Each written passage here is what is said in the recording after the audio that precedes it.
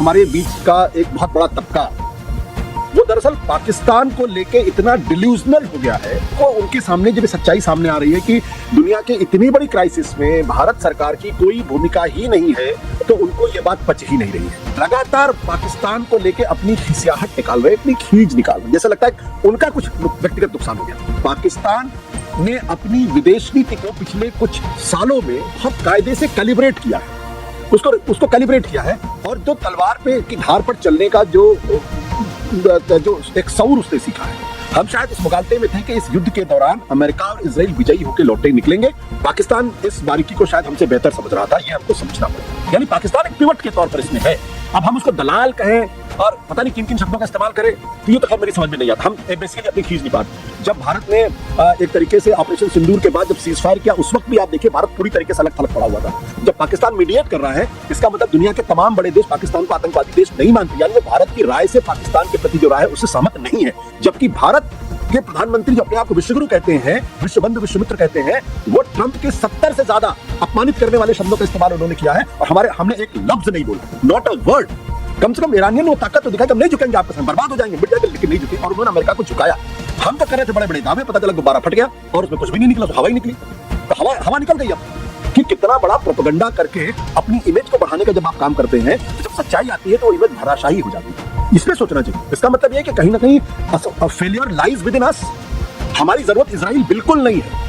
Israel गलत रास्ते पर चल रहा है और इजराइल का बहुत नुकसान इस युद्ध के दौरान हुआ है। मैं पाकिस्तान का कभी भी बहुत बड़ा समर्थक नहीं था, लेकिन पिछले 2 सालों के अंदर अगर आप देखें, पाकिस्तान ने अपने आप को बहुत रीग्रुप किया है। उसने रशिया के साथ अपने रिश्ते बेहतर कर लिए हैं, उसने चाइना के साथ अच्छे कर लिए हैं, उसने अमेरिका के साथ अपने रिश्ते अच्छा कर लिए, उसने ईरान के साथ अपने रिश्ते अच्छे कर लिए हैं, उसने सऊदी अरब और तुर्की के साथ मिलकर एक। आज सुबह एक अखबार देख रहा था, हिंदुस्तान का सबसे ज्यादा लार्जेस्ट सर्कुलेटेड हिंदी अखबार, और उस अखबार में जो हेडलाइन थी कि पाकिस्तान बुरा फंसा, अमेरिका ने कहा कि इसने गफलत पैदा की। ये हमारे बदलते हिंदुस्तान का आईना है और हमारी बदलती पत्रकारिता का आईना है। मतलब मैं अगर उस अखबार का संपादक होता तो जिसने भी वो हेडलाइन लगाई है, मैं उनसे बुला के पूछता कि आपने अपने मन के फ्रस्ट्रेशन को, अपने पूर्वाग्रह को अखबार के हेडलाइन में चिपका दिया है, या आपने वाकई में खबरों को देख के, समझ के, बूझ के आपने किया है। ये जो हेडलाइन थी अखबार की, मैं जानबूझ के अखबार का नाम नहीं ले रहा हूं, आप समझ गए होंगे क्योंकि आप उन अखबारों को पढ़ते हैं। बहुत लंबी चौड़ी 4 कॉलम की हेडलाइन है उसमें। दरअसल हो क्या रहा है कि हम सब लोग, हमारे बीच का एक बहुत बड़ा तबका, वो दरअसल पाकिस्तान को लेके इतना डिल्यूजनल हो गया है और इतना पूर्वाग्रह से ग्रसित हो गया है कि वो चीजों को देखना ही नहीं चाहता। ये प्रॉब्लम हो गई है। आज की तारीख में हकीकत क्या है? 2 तस्वीरें हैं। एक तस्वीर ये है जिसमें अंतर्राष्ट्रीय स्तर पर एक पिछले कई दशकों की सबसे बड़े संकट के बीच में पाकिस्तान शांति दूत की भूमिका निभाता हुआ दिखाई पड़ रहा। एक तस्वीर वो है।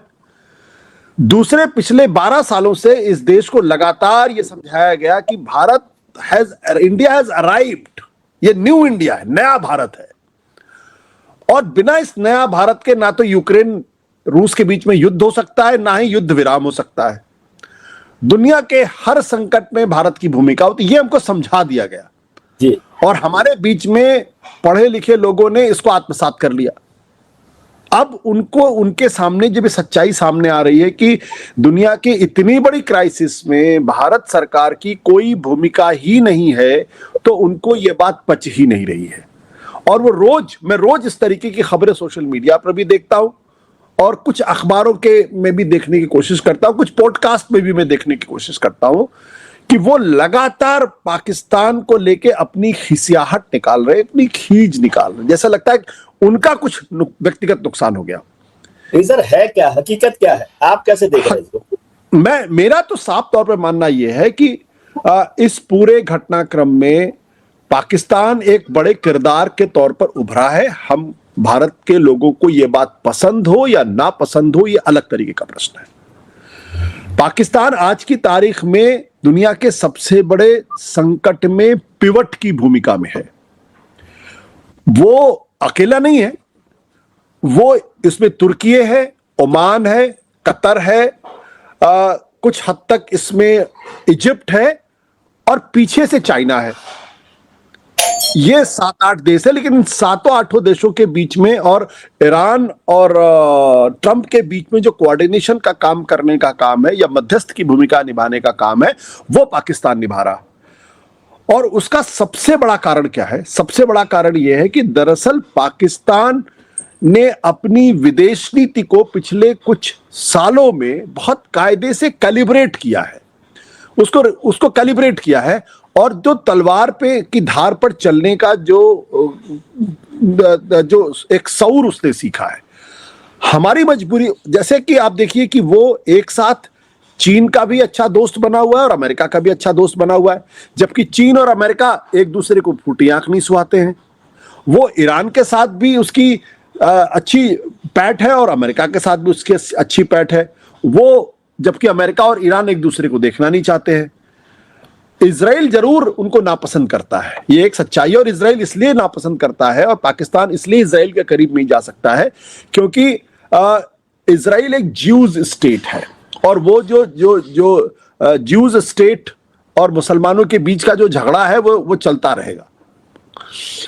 तो यहां पे क्या हुआ है कि पाकिस्तान, आपको याद होगा कि जो उन्होंने फंडामेंटल क्या किया, जब अमेरिका ने ईरान के ऊपर हमला किया तो पाकिस्तान अमेरिका का बगल बच्चा होने के बावजूद भी, पिट्ठू होने के बावजूद भी उसने ईरान पर हमले की निंदा की, भारत ने निंदा नहीं की।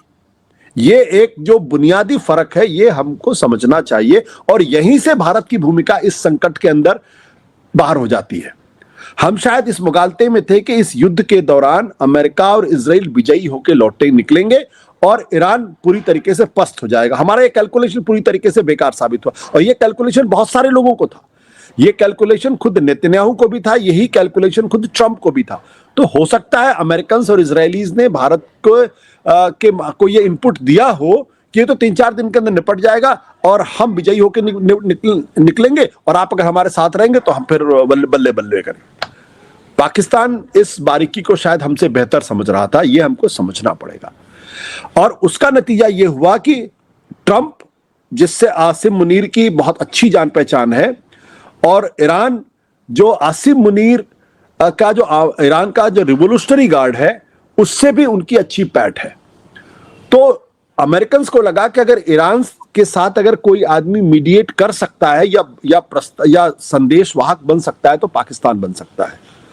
तो जो अमेरिकन न्यूज़पेपर्स है, जो अमेरिकन मीडिया है, वो इस साफ तौर पे कहते हैं कि अंत में ट्रंप डेस्परेट हो गए थे क्योंकि उनको लग रहा था कि युद्ध जितना ज्यादा लंबा खींचेगा उतना ही राजनीतिक तौर पर उनका और उनकी पार्टी का नुकसान होगा, इसलिए बेहतर इससे निकल जाया जाए।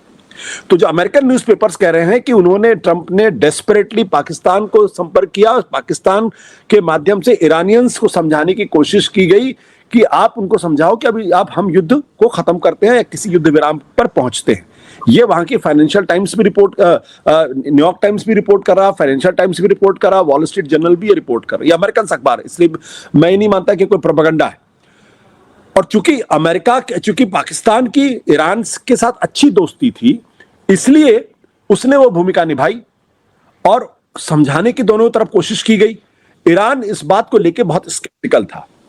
अब बाद में चूंकि पाकिस्तान के चीन से भी बहुत अच्छे रिश्ते हैं, तो अब पाकिस्तान ने यह समझा कि ईरान और चीन आज की तारीख में बहुत अच्छे दोस्त हैं। ईरान का सारा एक्सपोर्ट जो था वो चीन जाता है, सारा जो उनका ऑयल है वो भी चीन जाता है। तो अगर चीन दबाव डालेगा तो ज्यादा बेहतर होगा। तो पाकिस्तान के जो उप प्रधानमंत्री हैं और जो विदेश मंत्री इशाक डार, वो उड़ के चाइना गए, वहां जाके उन्होंने चीनियों से बात की और फिर चीन ने ईरान के लोगों को समझाने की कोशिश की कि भाई इस पूरे मामले में आपको नुकसान नहीं होगा अगर आप युद्ध विराम कर देंगे। तो ये पूरी भूमिका पाकिस्तान की थी, यानी पाकिस्तान एक पिवट के तौर पर इसमें है। अब हम उसको दलाल कहें और पता नहीं किन किन शब्दों का इस्तेमाल करें, तो ये तो खैर मेरी समझ में नहीं आता। हम बेसिकली अपनी खींच नहीं पा रहे। तो हमारे लोगों को ये बात पसंद नहीं आ रही है कि पाकिस्तान इतनी बड़े संकट में मीडिएशन की भूमिका कर रहा है और हम जो अपने आप को विश्वगुरु मान रहे थे, हम कहीं नहीं है। फ्रांस में मैक्रोन ने और कुछ और लोगों ने भी कहा कि प्रधानमंत्री इसमें मध्यस्थ हो सकते। तो ये ट्रेन कहां पर मिस हुई है, मेरे को ये समझाइए कि नहीं, ट्रेन इसलिए मिस हुई है, इसके दो बड़े कारण हैं। पहला मिस ये हुआ है कि हमारी जो लोकल पॉलिटिक्स, हमारी जो विचारधारा, भारतीय जनता पार्टी की जो विचारधारा है, वो हमारी विदेश नीति को डिक्टेट कर रहा है। और अगर आप ध्यान से देखेंगे तो हमारी विदेश नीति में जो एक इस्लामोफोबिया है, या जो इस्लाम को लेके एक सोच है, वो सोच बहुत बड़ा अपने आप में एक जिसे कहते हैं इम्पेडिमेंट है, बहुत बड़ी बाधा है। और ये जो हिंदुत्व की विचारधारा है, ये स्वाभाविक तौर पर जुडाइज्म से जाके मिलती है, इजराइल से जाके मिलती है, और स्वाभाविक तौर पर ये जो ट्रंप की अपनी क्रिश्चियनिटी की विचारधारा उससे जाके मिलती है, क्योंकि उनको लगता है कि ये Hindutva, right wing Christianity and the right wing Judaism, ये एक एक्सिस बन सकते हैं इस्लाम के खिलाफ। और यही इसी सोच के तहत हम लगातार मोदी जी के आने के बाद से हम इजराइल के बहुत करीब थे। दूसरी बात क्या है कि हम इस्तेमाल किया जा सकता था ना, भारत का इस्तेमाल करना चाहिए अगर ट्रंप भरोसा करते हैं। मैं उसी पे दूसरी बात क्या है कि जो बीजेपी है, आरएसएस है, इसको इजराइल को लेके एक जबरदस्त वो है, ऑब्सेशन है कि देखो इजराइल कैसे आतंकवाद से लड़ता है, मुसलमान देशों के बीच में घिरे होने के बावजूद भी वो इनसे लड़ रहा है, उसकी इंटेलिजेंस, मोसाद कितनी मजबूत है, उनका एयरफोर्स कितना मजबूत है, तो वो उसको लेके वो बहुत ऑब्सेस्ड है, और उसको लेके उनके मन में रहता है कि भारत को भी ऐसा ही होना चाहिए, भारत को भी इस्लामिक फोर्सेस अगर लड़ना है तो उसी धरने पे चलना चाहिए, ये उनकी सोच है। दिक्कत इसमें क्या होती है, दिक्कत इस बात को लेके होती है कि उनको ये इस बात को भूल जाते हैं कि दरअसल इजराइल की पूरी ताकत अमेरिका है। जिस दिन अमेरिका उनसे हाथ खींच लेगा, उस दिन इजराइल कुछ भी नहीं रहेगा। 90 लाख लोगों का देश है, जाहिर सी बात है वो 9 करोड़ लोगों का सामना तो नहीं कर सकता उस तरीके से, अगर उसके पास टेक्नोलॉजी ना हो, अगर फाइनेंसेस ना हो, अगर आर्मामेंट्स ना हो, और इंटेलिजेंस की जो सपोर्ट है वो उसके पास ना हो। तो हम इस बात को नहीं समझ रहे थे। पहला जो ब्लंडर हमने किया वो ये किया कि युद्ध के 2 दिन पहले प्रधानमंत्री नरेंद्र मोदी जी जो इजराइल चले गए, उसने, और उसके 2 दिन के बाद हमला हो गया, तो निश्चित तौर पर जितने मुस्लिम कंट्रीज हैं, या फिर कम से कम ईरान ने, ये उनके दिमाग में चला गया कि देखिए जरूर इनके बीच में कोई साठगांठ है, तभी तो 2 दिन पहले वो युद्ध में चले गए, और उनके जाने के बाद युद्ध हो गया। कहीं ऐसा तो नहीं इन्होंने उकसा दिया। ये एक सोच होती है, एक इंसान की भी सोच होती है और समाज की भी सोच होती है। दूसरी बात, जब उनके सुप्रीम लीडर का कत्ल हुआ, आपने कोई शोक संदेश नहीं दिया, बल्कि मेरी जानकारी के हिसाब से यह है कि तमाम जो भारत के जो एम्बेसीज थे, उन्होंने भारत के विदेश मंत्रालय से पूछा कि क्या हमको शोक संवेदना प्रकट करनी है, उनके यहाँ जाके उनकी डायरी में लिखना है या नहीं लिखना है, तो यहाँ से साफ तौर पर मना हो गया। उसके बाद जब देश के अंदर दबाव बना, तब 6 दिन के बाद हमारे विदेश सचिव गए और जाके उन्होंने कहा, उसमें भी उन्होंने खामनेई साहब का नाम नहीं लिखा, डिमाइस शब्द का इस्तेमाल किया। फिर उनके जो स्कूल पर हमला हुआ जिसमें लगभग 165 बच्चियों का कत्ल, उस पर भी आप चुप रहे। उनका जो नौसैनिक बेड़ा था जो हमारे साथ अभ्यास करने आया था, वापस जा रहा था, उसको डुबो दिया, उस पर भी आप चुप रहे। और फिर आप इस बात को इग्नोर कर गए कि दरअसल ईरान ने इजराइल पर हमला नहीं किया है, ईरान ने अमेरिका पे हमला नहीं किया है, ईरान एग्रेसर कंट्री नहीं है, ईरान पे हमला किया गया है। तो इन 4 चीजों को मिला के जो भारत ने स्टैंड लिया, और उसके बाद आखिरी जो जिसे कहते हैं नेल इन द कॉफिन था कि जब ईरान ने जब मिडिल ईस्ट के देशों के ऊपर हमला किया, तो आपने उनके राष्ट्राध्यक्षों, शासनाध्यक्षों को फोन करके कहा कि ये कंडेम किया गया। जब बात है निंदा की उस हमले की, यानी ईरान की आपने निंदा की, लेकिन जब ईरान पर हमला हुआ तो आपने उसकी निंदा नहीं की। तो इन 5 चीजों को अगर मिला दिए तो उसमें भारत की भूमिका एक पक्षधर की भूमिका हो गई। और जब आप पक्षधर की भूमिका में आ गए तो जाहिर सी बात है ईरान आपके ऊपर भरोसा नहीं करता। यह एक बड़ा कारण था जो हमारे विदेश नीति का ब्लंडर है। और मैं बार बार इसको कहता हूं कि हमारी विदेश नीति को चौपट करने में जो ब्यूरोक्रेट टर्न पॉलिटिशियन है, उनका सबसे बड़ा हाथ है। और मैं इस बात को आज नहीं कह रहा हूं, जब भारत ने एक तरीके से ऑपरेशन सिंदूर के बाद जब सीज फायर किया, उस वक्त भी आप देखिए भारत पूरी तरीके से अलग थलग पड़ा हुआ था। फिर उसके बाद आपने पूरी दुनिया के देशों को भेजा डेलीगेशन समझाने के लिए, पाकिस्तान एक रोग स्टेट है, आतंकवादी देश है, आपकी बात को किसी ने नहीं माना। आज की तारीख में अगर आपकी बात को माने होते तो पाकिस्तान का यह हश्र नहीं होता। पाकिस्तान, इसका मतलब जब पाकिस्तान मीडिएट कर रहा है, इसका मतलब दुनिया के तमाम बड़े देश पाकिस्तान को आतंकवादी देश नहीं मानते, यानी वो भारत की राय से पाकिस्तान के प्रति जो राय है उससे सहमत नहीं है। यह भारत की विदेश नीति की बहुत बड़ी असफलता है, लेकिन इसको हम लोग मानने को तैयार नहीं है। ईरान ने उस तरह से रेस्पॉन्ड नहीं किया जिससे ये लगे कि ईरान भारत से नाराज है। देखिए, ये भी एक नैरेटिव है। ये नैरेटिव बताने की कोशिश बार बार की जा रही थी। हमारे टैंकर्स आ रहे, कितने टैंकर्स आए आप पूछ लीजिए जरा इनसे भाई, उसका प्रोपोर्शन आपको देखना पड़ेगा ना भाई। पाकिस्तान के अगर 4 टैंकर आ रहे थे और अगर 2 आ गए तो 50% हो गया। हमारे अगर वहां 38 फंसे हुए हैं और अगर 8 आ गए तो कितने परसेंट हो गया। दूसरी बात क्या है कि जो फ्रांस, जो लोग ईरान को समझते हैं, ईरान एक सिविलाइजेशनल कंट्री है। उसके काम करने का तरीका और दूसरे जो अपस्टार्ट कंट्रीज उनके काम करने के तरीके में जमीन आसमान का फर्क होता है। वो इस बात को समझते हैं, उनकी जो सिविलाइजेशनल मेमोरी है वो इस बात को जानते हैं कि अंतरराष्ट्रीय राजनीति में कोई लॉन्ग टर्म ना तो शत्रु होता है ना कोई लॉन्ग टर्म मित्र होता है। तो किसी भी घटनाक्रम पे आप बहुत औचक होके कोई प्रतिक्रिया मत दीजिए। देखिए, दुनिया में यह बात छिपी नहीं हुई कि इस वक्त हिंदुस्तान के अंदर जो सरकार है वो एक हिंदुत्ववादी सरकार है। इसका मतलब ये नहीं कि पूरा भारत वही सोच रहा है जो दरअसल मोदी सरकार सोच रहे हैं। ये बुनियादी फर्क है जिसको हमें समझना चाहिए, और ये पूरी दुनिया में ऐसा ही होता है कि वो अगर जो समझदार देश होते हैं वो इसी तरीके से रिएक्ट करते हैं। हम आज ईरान के बारे में चर्चा इसलिए कर रहे हैं क्योंकि युद्ध हुआ, उस युद्ध में अपने आप को उसने खड़ा किया और अमेरिका के सामने झुका नहीं। जबकि भारत के प्रधानमंत्री जो अपने आप को विश्वगुरु कहते हैं, विश्व बंधु विश्व मित्र कहते हैं, वो ट्रंप के 70 से ज्यादा अपमानित करने वाले शब्दों का इस्तेमाल उन्होंने किया है और हमने एक लफ्ज नहीं बोला, नॉट अ वर्ड। तो हमारा स्व कहां है? हमारा जो भारत का स्व कहां है? हमारी ईगो कहां है? हमारी ह्यूब्रिस कहां है? हमारा स्वाभिमान कहां है? कम से कम ईरानियन ने वो ताकत तो दिखाई कि हम नहीं झुकेंगे आपके सामने, बर्बाद हो जाएंगे, मिट जाएंगे, लेकिन नहीं झुकेंगे, और उन्होंने अमेरिका को झुकाया। अगर हम इसकी तारीफ नहीं करना चाहते तो बात अलग है। हम तो लगातार न्यूयॉर्क टाइम्स वगैरह अमेरिकी अखबार देख रहे थे कि युद्ध के दौरान भी जिस तरीके से वहां के अखबार नवीस अपनी सरकार की आलोचना कर रहे थे, लगातार उनके खिलाफ लिख रहे थे, लगातार उनको बता रहे थे कि ट्रंप किस तरीके से किस तरीके से पूरे अमेरिका को बर्बाद करने में तुला हुआ है, क्यों नहीं इसको हटा देना चाहिए। ये जर्नलिज्म हमारे यहां हमारे कहते हैं आप तो देश के खिलाफ है, आप तो आर्मी के खिलाफ है। तो क्या अमेरिका में जो तमाम मीडिया वाले जो लगातार युद्ध के दौरान उसकी आलोचना कर रहे थे, क्या वो अमेरिका के खिलाफ थे? वो दरअसल असली अमेरिकन हैं।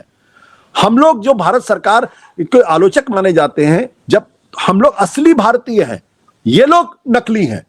इनको समझना चाहिए कि आपको कॉपीराइट नहीं है। मैं फिर इस बात को दोहराना चाहता हूं कि ये जो पूरी डिबेट खड़ी की जा रही ना, ये डिबेट दरअसल अपनी खींच निकालने के लिए है। हम तो कर रहे थे बड़े बड़े दावे, पता चला गुब्बारा फट गया और उसमें कुछ भी नहीं निकला, उसमें हवा ही निकली।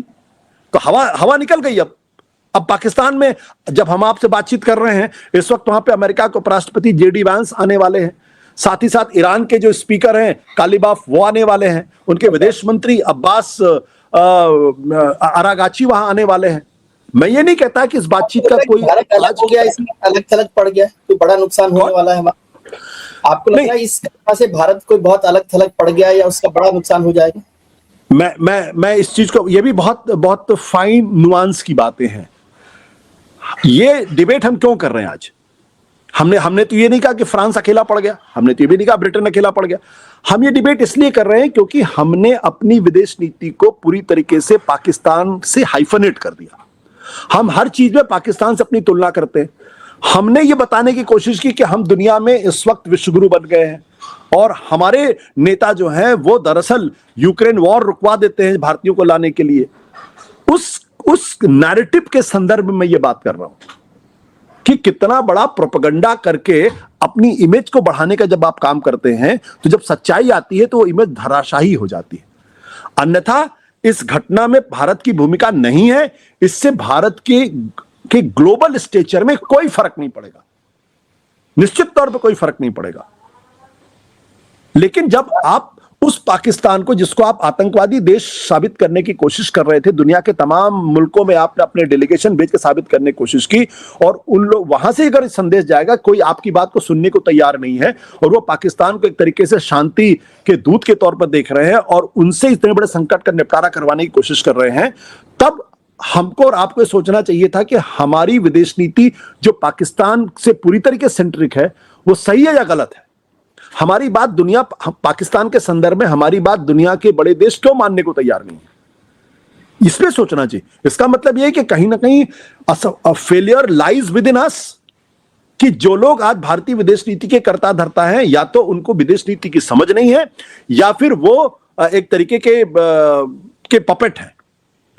जो फंडामेंटल प्रॉब्लम्स है उसको समझने की जरूरत है। भारत कभी किसी देश के औ में नहीं था। आज हम इजराइल के, नेतन्याहू जैसे वॉर क्रिमिनल के औ में हम हैं, वो और ट्रंप के औ में हम लोग हैं। ये गलत बात है। किस रास्ते पर आप जाना चाहते हैं? हमारे ख्याल से भारत की जो गुटनिरपेक्षता की नीति थी वही अच्छी नीति है।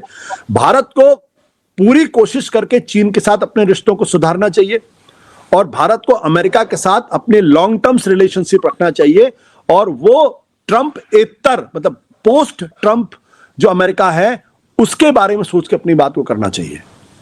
हमारी जरूरत इजराइल बिल्कुल नहीं है। मैं आपको बता देता हूं, इजराइल गलत रास्ते पर चल रहा है, और इजराइल का बहुत नुकसान इस युद्ध के दौरान हुआ है। इजराइल गलत रास्ते पे जा रहा।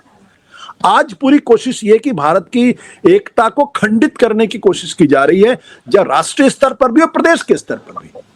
हमारे यहां एक दूसरे नेताओं को लेकर जिन शब्दों का इस्तेमाल हो रहा है, यह अंततः इस देश को रसातल की तरफ लेके जाएगा। जब अंदर एकजुटता नहीं होती है, जब परिवार में एकजुटता नहीं होती है, तो पड़ोसी उसका फायदा उठाते हैं।